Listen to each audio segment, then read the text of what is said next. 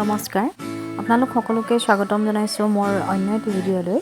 এয়া দেখিছেনে শংকৰদেৱ শিশু বিদ্যানিকেতনৰ ক্লাছ 6ৰ ছাত্ৰ ছাত্ৰীসকল তেওঁলোকে সংগীতৰ ক্লাছত কি ধৰণে সংগীত পৰিৱেশন কৰিছে আহকচোন চাওঁ।